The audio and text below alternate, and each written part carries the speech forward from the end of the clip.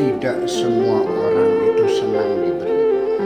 Jangan memaksakan diri untuk menikah ketika orang tuamu belum menyetujui.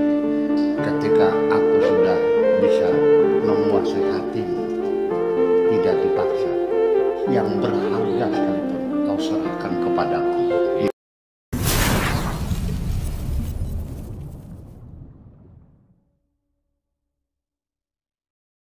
Baik, kita ke Mbak Risti.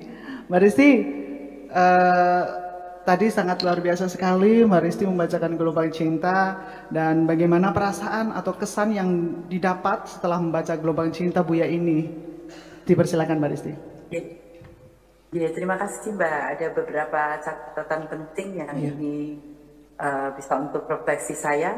Jadi yang pertama bahwa cinta bukan saling menundukkan, tetapi saling menumbuhkan.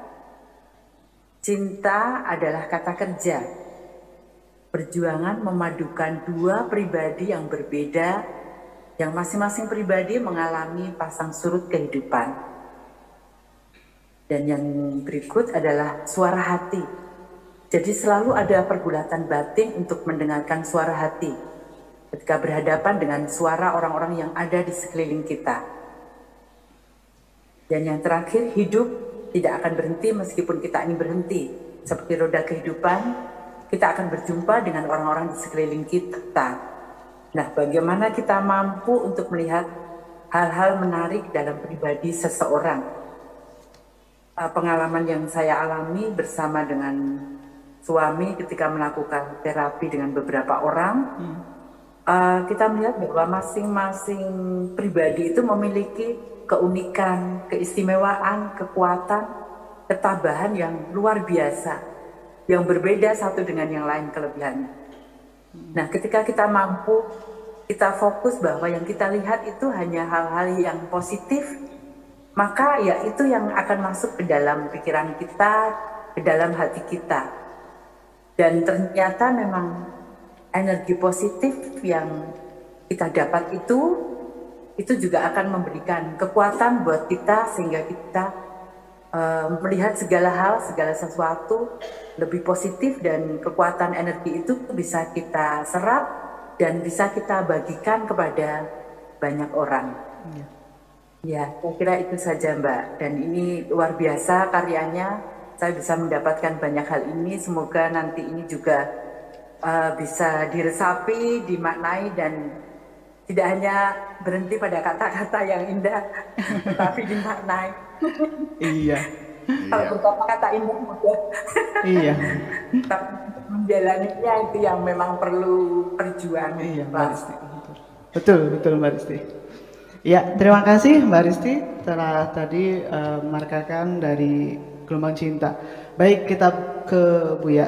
Buya, saya tertarik nih di halaman 3 Buya tentang kemunafikan komunal, di mana yang miskin diberi makan dan pakaian yang rusak, sementara yang kaya diberi barang-barang yang mereka tidak butuhkan. Secara eksplisit, kritik sosial ini yang seperti apa Buya? Dipersilakan Buya. Iya, saya ingin jawab dulu. Ya, karena ketika memberikan kado pada orang kaya dalam suasana pernikahan, ada yang ngasih mobil, ada yang ngasih apalagi motor, barang-barang lukisan yang harganya miliaran, itu mah nggak niat sodako kok. Kalau sodako masa orang miskin dong, betul nggak? Betul. Ya, dan belum tentu motornya dipakai kok. Ya, belum tentu lukisannya dipasang di rumahnya. Tapi ketika sodako untuk orang miskin, ternyata ya makanannya sudah basi, bekas pakaian bekas-bekas. Ini mesti diwaspadai ya. Tidak semua orang itu senang diberi.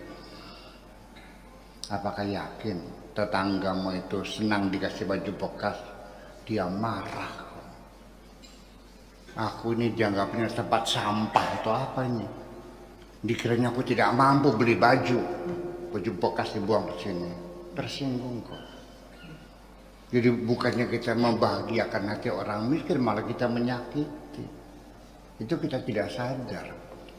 termasuk juga kepedulian sosial kita, jujur saja masih dalam tahapan formalitas. Santunan anak yatim, beras 1 kilo, Indomie 2 bungkus, sama uang 50.000 setahun sekali. Nah, anak yatim makannya setiap tahun atau setiap hari? Setiap hari, Bu ya. Sehari-harinya. Itu hanya simbol-simbol saja sebetulnya. Ditambah lagi itu memamerkan orang jompo yang dikasih santunan suruh naik ke mimbar, dibagi amplop salam satu persatu. Itu kan sandiwara melecehkan orang fakir miskin. Kenapa mereka harus naik ke panggung untuk dinobatkan jadi orang miskin? Ini perlu kita koreksi saja.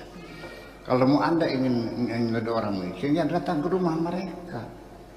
Sekalipun wajib saya bagi zakat nih, ini panennya bagus tahun ini. Sudah zakat belum? Alhamdulillah, Bu ya. Jangan kau panggil orang itu datang ke rumahmu mengambil zakat. Itu Anda yang berkewajiban, mereka yang berhak. Jadi zakat itu diantar ke rumahnya, bukan disuruh datang mengambil. Kalau dipanggil mengambil, tolong ongkos transportnya dibayar. Ya dong. Jadi diharapkan Anda yang datang ke orang miskin bagikan zakatnya, sekaligus Anda melihat kondisi rumah orang itu. Ternyata masih tanah. Barangkali saja melihat kondisi rumah yang sangat buruk itu Anda makin terharu. Akhirnya ditambah lagi dengan sodako. Dia bukan dipanggil, apalagi setelah dipanggil suruh ngantri, terus terjadi injak-injakan sampai ada yang mati. Pernah terjadi enggak? Pernah. Masa orang bagi zakat sampai mati? Itu persoalannya. Nah, itu kira-kira yang perlu kita soroti. Jadi sebetulnya ya bukan tidak penting santunan sembako itu ya bagus lah. Tapi yang penting diberikan makan mereka sehari-hari dari mana? Itu yang dipikirkan. Kalau beli baju bisa tahun depan. Mbak Ani beli baju, nggak ada uang, ntar aja deh tahun depan, nggak ada masalah. Tapi kalau makan harus lapar Bu ya, ntar aja tahun depan. Ya nggak bisa, harus sekarang. Dan sehari 3 kali, pagi, siang, dan malam. Siapa yang bayar? Itulah maksud saya. Nah, tetapi sekalipun demikian, ada pesan khusus dari puisi ini. Ya, jangan memaksakan diri untuk menikah ketika orang tuamu belum menyetujui. Ini setiap hari anak-anak muda datang kepada saya. Ya mungkin saya juga sebagai konsultan sosial ya bertanya anak-anak muda, Buya kami sudah saling mencintai, kayaknya tidak mungkin hidup tanpa kekasihku ini. Ya udah saya paham dah. Tapi Bapak tidak setuju. Saya bilang jangan memaksakan diri.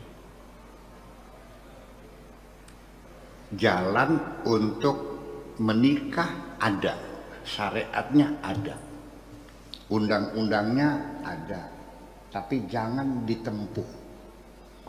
Ketika orang tua tidak setuju, ya, datang saja ke pengadilan, bikin surat permohonan, namanya wali adol.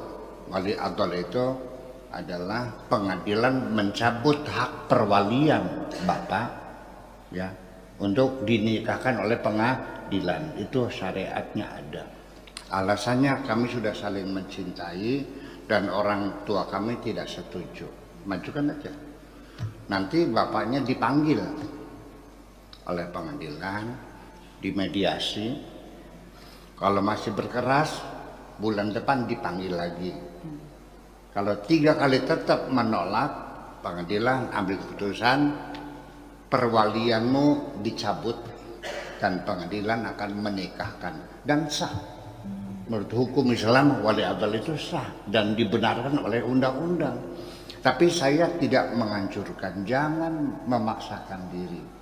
Ya, lebih baik kau berusaha bagaimana menaklukkan hati orang tuamu. Ini kan orang tuanya menolak, kasar. Seringkali kalau wakuncar diusir kan. Iya. Sana pulang, gitu. Tapi si laki-laki bijaksana, sudah urusan saya, kamu gak usah mikirin bagaimana caranya. Sampai saat ini saya belum ketemu passwordnya, bagaimana menentukan hatinya. Tapi percayalah, seberapapun hati orang kerasnya, itu selalu ada titik lemah. Titik lemahnya kapan? Setelah stroke baru. Ya, mudah-mudahan ya cepat stroke aja.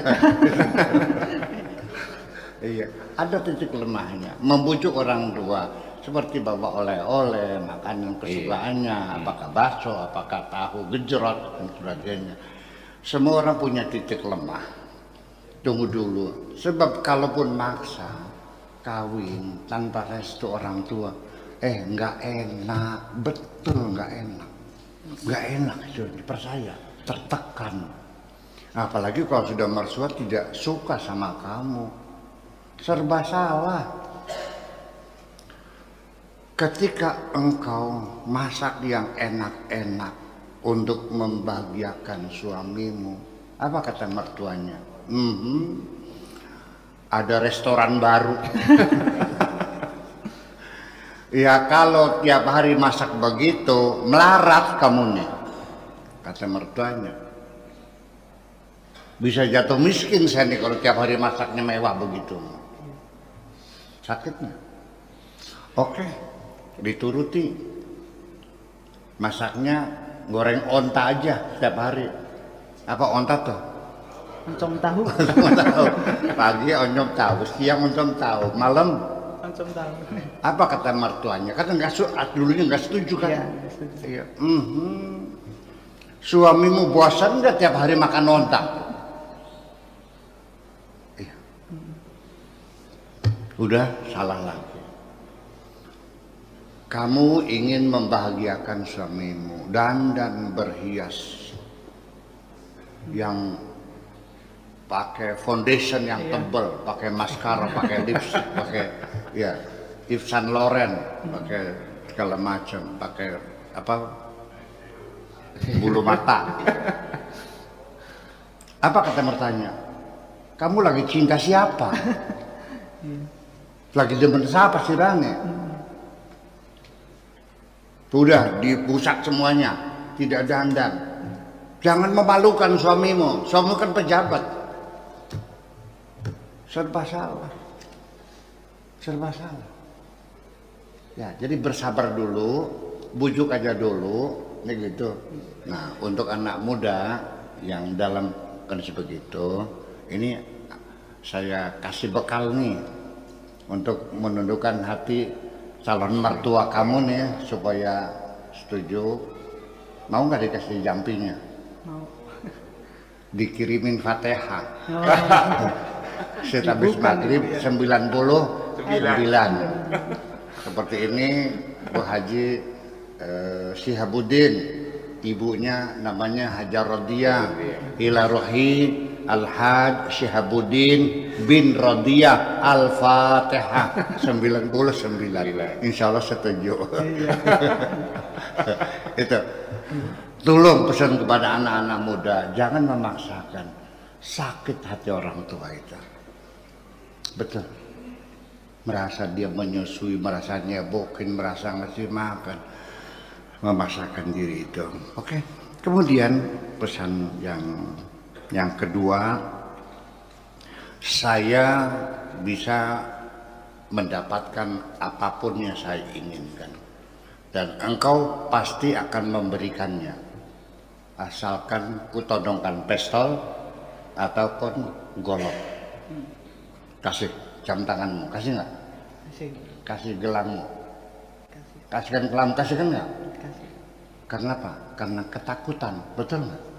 Ketika engkau bisa pencak silat, bisa judo, bisa karate, ngelawan nggak? Lawan. Ada polisi lewat jerit nggak?